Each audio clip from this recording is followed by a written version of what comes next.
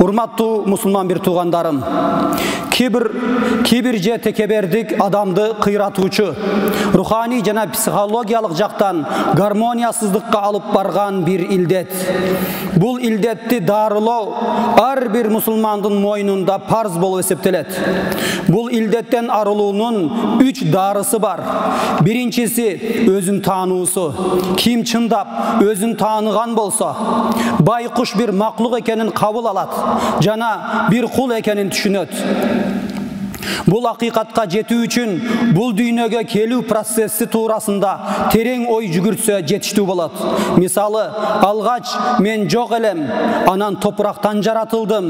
Бир тамчыдан, ал тамчы уюган бир канга, ал эми бул кандан бир этке айландым. Натыйжада Алла Тааланын эң сүйкүмдүү маклугу болуп, адам болуп жаратылдым. Туулбастан мурун эне курсагында кулагы укпаган, көзү көрбөгөн, эч нерсе сезбеген, кыймылдабаган бир жандуу элем. Менин өмүрүм өлүм менен, күч кубатым алсыздык менен, байлыгым кедейлик менен башталды. Алла Таала Кур'анда минтип айтат: акыйкатты көргүсү келбеген инсанды Алла Таала кайсы нерседен, эмнеден жаратты? Алсыз болгон бир тамчыдан жаратты, жана ага келбет берип, дене мүчөлөрүн ченеп койгон. Кийин болсо ага угуучу кулак, көрүүчү көз бердик. Ошентип Алла Таала мени өлүмдөн тирилтти, келбетимди сулуу кылды, дүйнөгө жиберди, жедирди, ичирди, кийгизди, коломто ээси кылды, хидаят берип, күч кубатка ээ кылды. Буларды баарын мага Алла Таала берсе, эмнеме мактанайын, кайсы нерсеме текебердик кылайын? Экинчиси болсо Кудайын таануусу. Маселенин баары ушунда жатат. Адам баласы Алла Тааланы тааныбагандыгы үчүн руханий илдеттерге кабылат.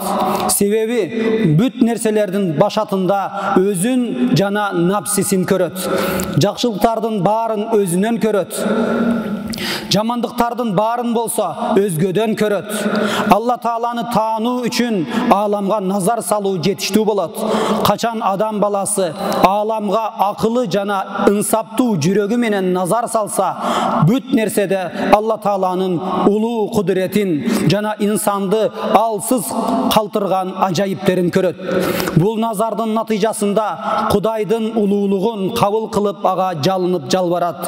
Муктаж бир кул экенин жүрөгү менен кабыл кылып, кулчулуктун маңызына жетет. Ошондо жүрөгүндө маарифат, чыныгы кулчулук пайда болот.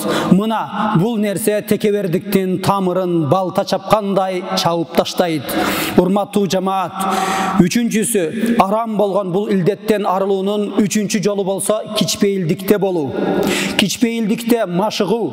Алла жана Алланын кулдарынын астында ар дайым өзүн төмөн көрүп, жөнөкөйлүктү карманып, ата бабалардын баары жакшы, мен жаман, баары буудай, мен саман деген нарктуу сөздөрүн жүзөгө ашыруу болуп эсептелет.